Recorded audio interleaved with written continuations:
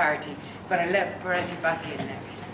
First of all, just if, because I had forgotten actually, Sinead is right, there's very little modern stuff written about this apart from outside of the socialist tradition.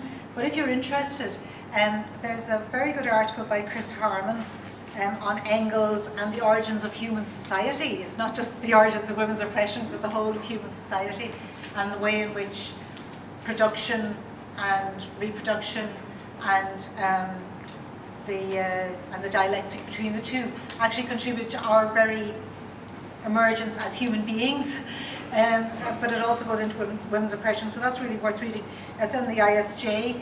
A lot of these articles, to be honest with you, if you go into the ISJ website, which is www.isj.org.uk, the ISJ is the International Socialism Journal, and if you do a search within that for women's oppression, you'll probably get a number of articles will come up which deal with this.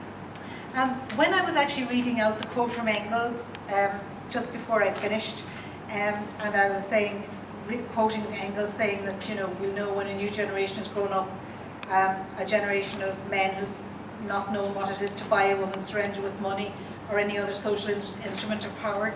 I remembered, and I almost started laughing, but I thought I should tell you, it's a bit of good news, that Dominic Strauss-Kahn's wife has not only left him, but she's frozen all of his bank accounts. It turns out that the bastard has now got caught, I shouldn't say bastard, bad man, it turns out that he's got caught being involved in some prostitute ring, and this has finally made her realise that actually, so she's also said that she's not going to fund his civil case against the woman in Manhattan, who's, I'm sorry, I can't remember her name now. And that's just a bit of good news. Just, it certainly cheered up my breakfast, I have to say, and I thought I would share it with you. Because that's actually, I mean, he was the worst example that you could think of, you know, that use of money and power against women who are very, you know, who don't have the same kind of power to fight back. Berlusconi is the next.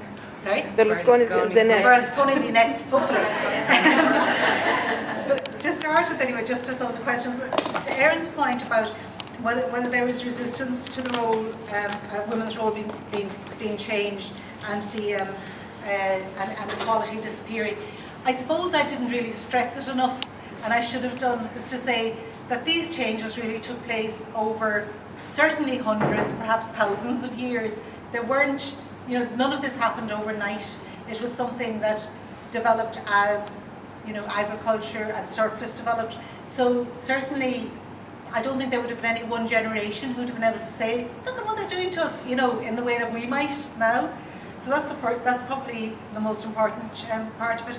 And there would definitely still have been societies where there would have been a fair amount of equality, you know, for a long time. And it really was, I think, only when you actually had the emergence of both religions and also the ruling classes that Kieran talked about, when the ruling classes actually became much more coherent, and you had the two of those things together, that women's, you know, there was the total overthrow